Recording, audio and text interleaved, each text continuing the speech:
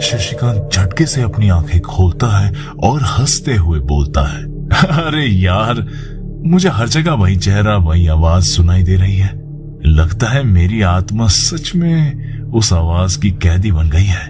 शशिकांत अब अपनी अलग ही ख्वाबों की दुनिया में मस्त रहने लगा, लेकिन गांव का डर बढ़ता गया और शशिकांत की जिंदगी अब उस एक वादे पर टिक चुकी थी, तलवार गढ़ने का वादा। वही तलवार जो न केवल मायावती का श्राप तोड़ेगी, बल्कि भैरवगढ़ के इतिहास का सबसे गहरा रहस्य भी उजागर करेगी। लेकिन इस राह पर मौत, मोहब्बत और रहस्यमयी परछाइयां कदम कदम पर उसका इंतजार कर रही थी। शशिकांत कई रातें मायावती की परछाइयों और उसकी फुसफुसाहट भरी आवाजों में खोकर गुजारता, और फिर एक रात मायावती ने उसकी आंखों में देखते हुए कहा, उसकी पलकों पर नमी थी, मैं भी कभी इंसान थी, राजकुल की वंशज, लेकिन छल और पाप ने मुझे श्रापित कर दिया, मुझे यक्षिनी बना दिया। और इस श्राप की सबसे भयानक सच्चाई ये है कि हर अमावस्या को मेरा असली रूप बाहर आता है। मैं सुंदर नहीं रहती, मैं एक दानवी बन जाती हूँ जो इंसानों और जानवरों पर हमला करती है। शशिकांत का दिल सिहर गया। उसकी आंखों में डर था, लेकिन उस डर से गहरा था वो दर्द जो मायावती झेल रही थी। फिर आई वो रात, अमावस्या की रात।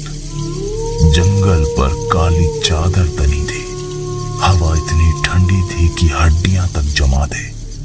हर तरफ सन्नाटा, मानो जंगल खुद सांस रोक कर खड़ा हो। शशिकांत जानता था कि आज अमावस्या की रात है और आज तो मुझे मायावती के साथ होना चाहिए। मन में प्यार का एहसास लेके शशिकांत जंगल की तरफ बढ़ने लगा।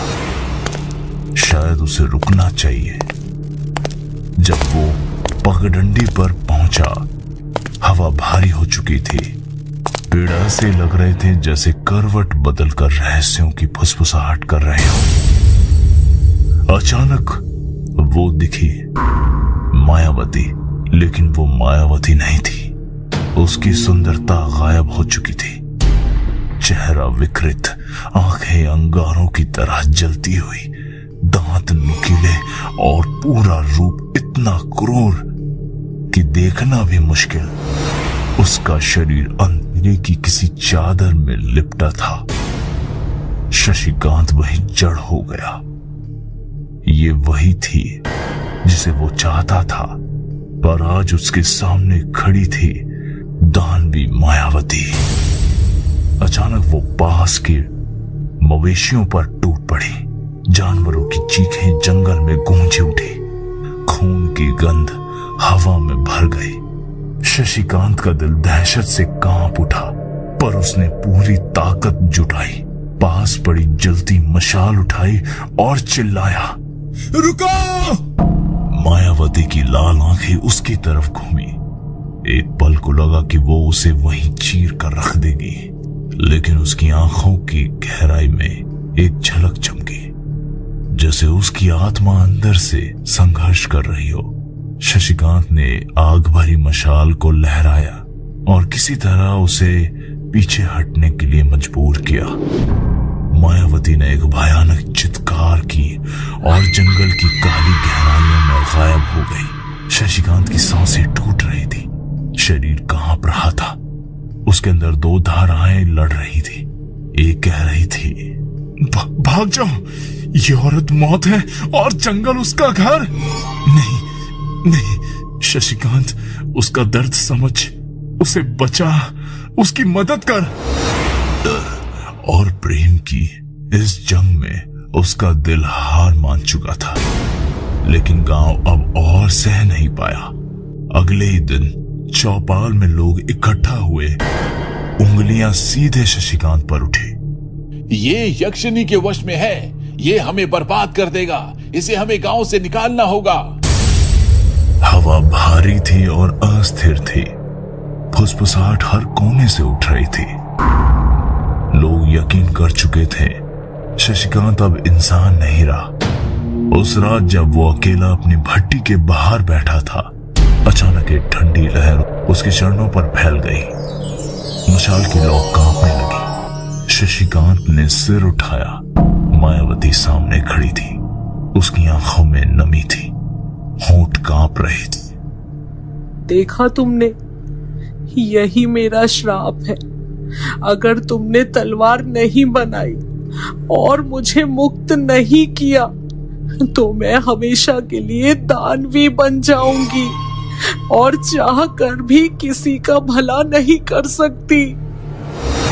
उसकी आंखों में दर्द था, इतना गहरा कि शशिकांत का दिल अंदर तक हिल गया और उसने सोचा, अगर मैं अब पीछे हटा तो मायावती सदा के लिए अंधकार की कीड़ी बन जाएगी। शशिकांत के भीतर करुणा और जिद जाग उठी। उसने फैसला किया, चाहे गांव वाले मुझे ठुकरा दें, चाहे मौत मेरे सामने खड़ी हो, मैं सच तक जरूर पहुंचूंगा। तलवार बनेगी। मैं अब मायावती के श्राप के रहस्य को जाने बिना चैन से नहीं बैठूंगा। कुछ रातों बाद अमावस्या के सन्नाटे में शशिकांत और मायावती जंगल की गहराइयों में निकले। घना अंधेरा इतना भारी था कि लगता था कि चांदनी खुद वहां कदम रखने से डर रही थी। हर उस अजीब आवाजें, कभी जानवर की चीखें, कभी किसी अदृश्य शक्ति की फुसफुसाहट। कई घंटे भटकने के बाद वो एक खंडर नुमा जगह पहुंचे। टूटी दीवारें, अधगिरे खंबे, बेलों से लिपटा एक प्राचीन मंदिर। दीवारों पर खुदे तांत्रिक चिन्ह अंधेरे में भी दहकते लग रहे थे, जैसे कोई काली ऊर्जा अंदर से सांस ले रही हो। शशिकांत ने मशाल उठाई और दीवारों पर रोशनी डाली। वहां चित्र बने थे। एक यक्षिणी जिसके चेहरे पर दुख और गुस्सा दोनों ही। उसके सामने एक तलवार जो आग की लपटों में घिरी थी। नीचे लिखा था, ये तलवार एक महान साधु ने गढ़ी थी जो बुरी आत्माओं और श्रापित प्राणियों को मुक्त कर सकती थी। लेकिन तलवार टूट चुकी थी और उसके टुकड़े इसी जंगल में बिखर गए थे। शशिकांत का दिल तेज धड़कने लगा। यही वो तलवार थी, मायावती की मुक्ति की कुंजी। तभी मंदिर का माहौल बदलने लगा। हवा ठंडी और भारी हो गई। अचानक चारों ओर आवाजें गूंजने लगी। औरत की कर्कश हंसी, कभी बच्चे की रोने की चीख। शशिकांत ने देखा दीवारों पर ताजा खून के निशान उभर आए। मायावती ने उसका हाथ कस के पकड़ लिया। ये जगह सुरक्षित नहीं है। अचानक मंदिर के भीतर से कदमों की आवाज आई। अंधेरे से एक बूढ़ा निकला, झुका हुआ शरीर, आंखों पर पट्टी बंधी हुई। उसकी उपस्थिति इतनी रहस्यमय थी कि हवा और भारी हो गई। वो धीमी आवाज में बोला, तुम तलवार की तलाश में आए हो, है ना? जान लो, इसे गाड़ना आसान नहीं है। इस तलवार को अग्नि और लोहे से नहीं, बल्कि खून की आहुति से जन्म लेना होगा। बूढ़े की बात सुनकर शशिकांत सन्न रह गया। उसकी नजर मायावती की ओर घूमी। उसकी सांसें तेज हो गई थी। चेहरा सफेद पड़ चुका था। पुजारी की आवाज गूंजी, तलवार बनेगी तो श्राप टूटेगा, लेकिन इसकी कीमत खून है। तुम्हारा खून या किसी प्रिया का। इतना सुनते ही मायावती अचानक पीछे हट गई और बोली, नहीं शशिकांत, ये रास्ता मत अपनाओ। तुम्हें अंदाजा नहीं है कि इस राह में कितनी मौतें छुपी है। ये मंदिर, ये चिन्ह, ये पुजारी, सब श्राप के हिस्से हैं। मैं नहीं चाहती कि तुम भी इस अंधकार में डूब जाओ। मायावती की आवाज में डर भी था और प्यार भी, जैसे वो शशिकांत को खूने से डर रही हो। लेकिन मायावती की बात सुनकर शशिकांत का भाव तस से मस नहीं हुआ, क्योंकि उसकी आंखों में जिद की आग जल रही थी। वो मंदिर के गर्भगृह की ओर बढ़ा। तभी हवा अचानक बदल गई। दीवारें जैसे किसी अदृश्य शक्ति से हिलने लगी। अगले ही पल कई भयानक प्राणी बाहर निकल आए। उनके चेहरे विकृत थे, आंखें बिना पुतलियों की थी, दांत लंबे और धारदार। उनकी चीखें इतनी भयानक थी कि मंदिर की छत से धूल झड़ने लगी। वो पंजे फैलाकर शशिकांत की ओर झपटे। मायावती चीख उठी, शशिकांत पीछे हटो। शशिकांत ने मशाल इतनी कसकर पकड़ ली कि उसकी उंगलियां सफेद पड़ गई। लपटे हवा में डोल रही थी और वो सीधे सामने खड़ा हो गया।